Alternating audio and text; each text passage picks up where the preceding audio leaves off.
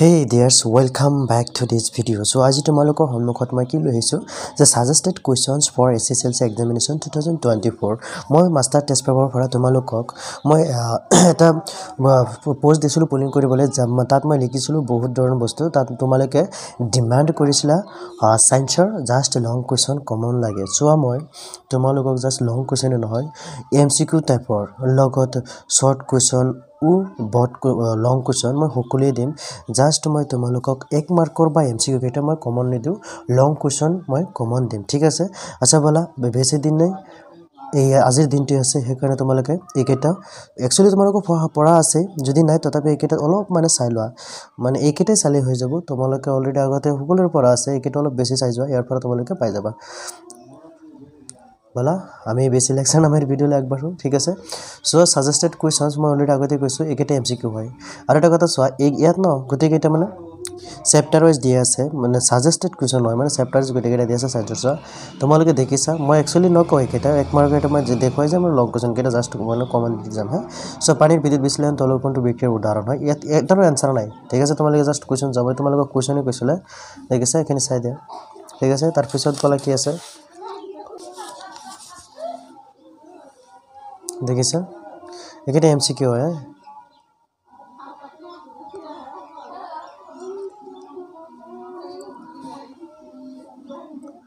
A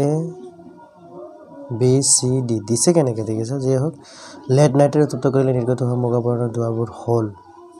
A B C D কোনটো হ'ব তোমালোকে কমেন্ট কৰি জনাব পাৰা মই লাগিলে পিন কৰি দিম ঠিক আছে ফেৰাছ সালফেট তত্ব কৰিলে উৎপন্ন হোৱা বিক্ৰিয়া পদাৰ্থ A B C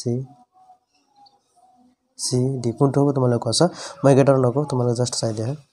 দেখিছা এছা তলত দিছে এক মাৰ্ক এটা মই কিটা তোমালোকে অলপ দেখুৱাইছো এটা দিয়পৰণ বিক্ৰিয়াৰ উদাহৰণ দিয়া একদম ইজি দিয়পৰণ বিক্ৰিয়া মানে যেনেকুৱা বিক্ৰিয়া হ'ব বুজি পাইছা দেখছানে এই ওপৰত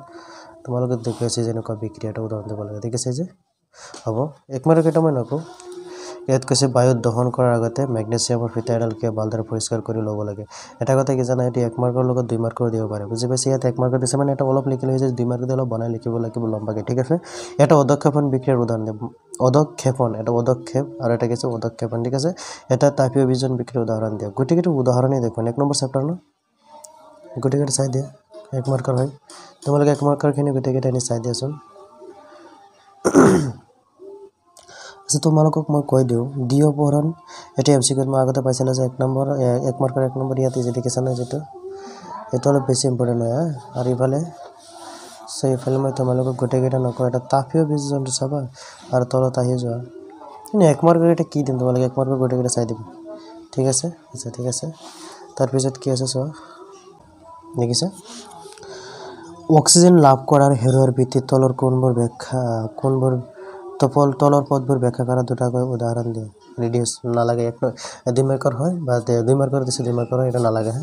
এই সব উপযুক্ত উদাহৰণ সংযোজন বিক্ৰিয়া নালাগে বিজন বিক্ৰিয়া কি উদাহৰণ হয় বুজা নালাগে এটো নালাগে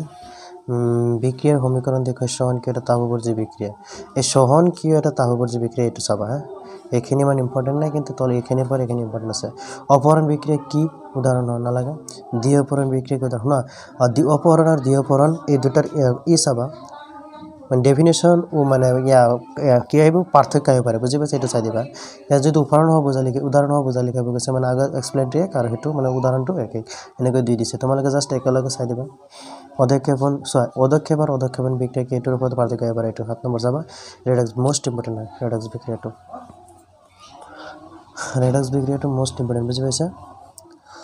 এটা পরীক্ষা না লাগে এটা হোক উত্তোলন নলিত প্রায় 2 এটা ইম্পর্টেন্ট হয় 10 নম্বর চাবা এটা বিক্রিয়াত ক্যালসিয়াম অক্সাইড না লাগে এটা বিক্রিয়াত ক্যালসিয়াম গুলি মারা তার পিছত আহি যায় তাপবর্জ্যের তাপগ্রাহী দেখিছা না বিক্রিয়া বুলিলে কি বুঝায় এটো এনেকে দিছা না পার্থক্য হয় পারে এটা চাবা 12 নম্বর ঠিক আছে পিছত আহি যোৱা কভাৰ সালফেট তবে লুৰ কদলা ঢোকালি মোস্ট ইম্পৰ্টেন্ট এটি ইজি হয় তুমি মাৰ্ক কাৰণে তাপ পোহৰৰ হিসাব না লাগে এটো 2022 আহিছিল দিব পারে নিদিও एक्चुअली এটা ইম্পর্টেন্ট নয় বাদ দেখা না লাগে বিজন বিক্রিয়া কিয় সংযোজন বিক্রিয়া মোস্ট ইম্পর্টেন্ট হয় অপহরণ বিক্রিয়া আর দ্বিঅপহরণ বিক্রিয়া পার্থক্য মই কোৱেশ্চন আগতে কৈ দিছো তোৰ কিমান কম ঠিক আছে এতিয়া আহি যায় এসিড ক্ষাৰক আৰু লৱণত এসিড ক্ষাৰক আৰু লৱণত আহি যোৱা এক মাৰ্কৰ এটা MCQ খিনি চাই দিয়াচোন হৈছে চোৱা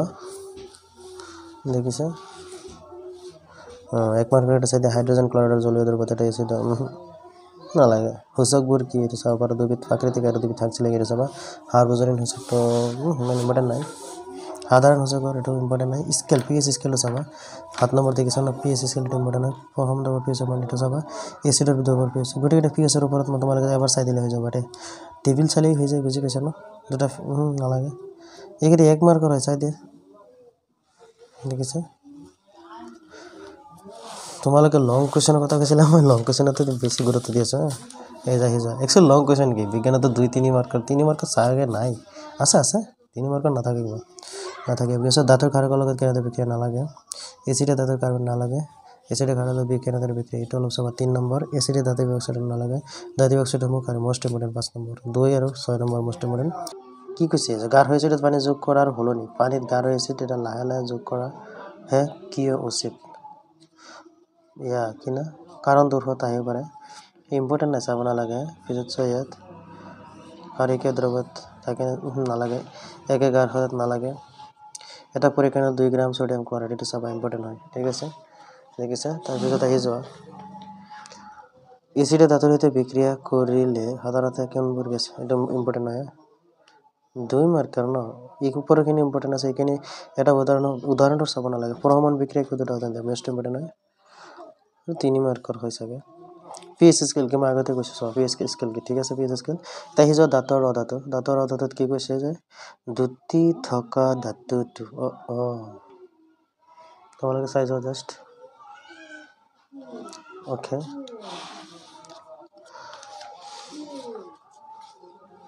সো তলৰ কোনটো এটা উপধৰ্মী অক্সাইড দেখিছা না জাস্ট চাই দিয়া এক মাৰ্কৰ এটা চাই দিয়া ওকে দেখিছা তাই হিজো ইয়াত সিঙি ফাটা হৈ গৈছে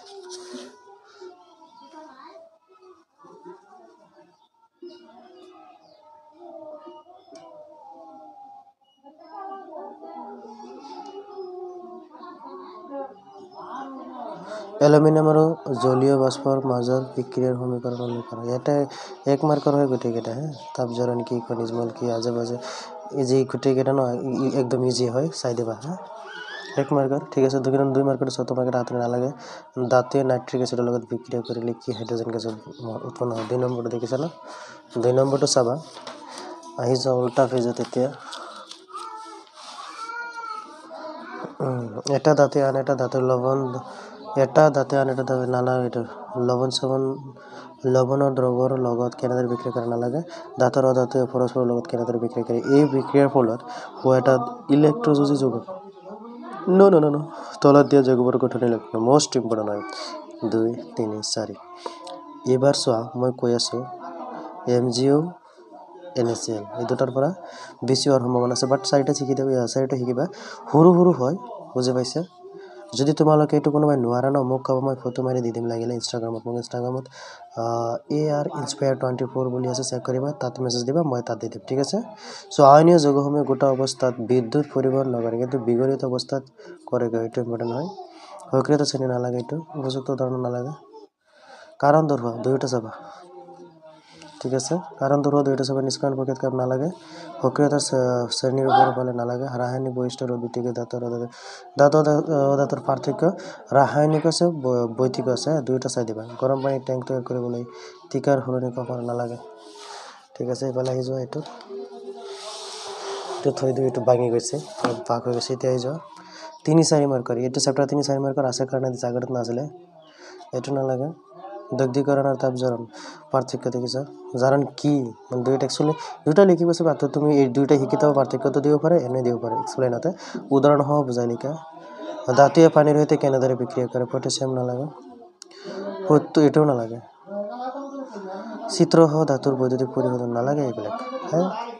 ঠিক আছে তাৰ পিছত আহি যায় কাৰ্বন আৰু ইয়াৰ যৌগসমূহ দেখিছা না কাৰ্বন আৰু ইয়াৰ যৌগসমূহ এক মাৰ্কৰ এটা তোমালোকে চাই দিয়া MCQ হয় এইবিলাক বুজি পাইছা তাৰ পিছত আহি যোৱা ইফালে এক মাৰ্কৰ কেইটা চাই দিয়া চাই দিছে অ'কে এই যিবিলাক ন তলৰ জগবোৰৰ নাম লিখা এনেকুৱা আহিব পাৰে বুজি পাইছে সেইকাৰণে ভালদৰে শিকিবা অ'কে বলা চ' ইয়াত কৈছে ৰন্ধাৰ সময়ত যদি ৰন্ধন পাত্ৰ তলিব নালাগে এইটো সহযোজী বান্ধনি এইটো চাবা সহযোজী যৌগবোৰৰ বিদ্যুতৰ কুপৰিবাহী হোৱাৰ কাৰণ কি কৈছে ন এইটো নালাগে সংযুক্ত কাৰ্বন এইটো চাবা সংযুক্ত দুটা চাবা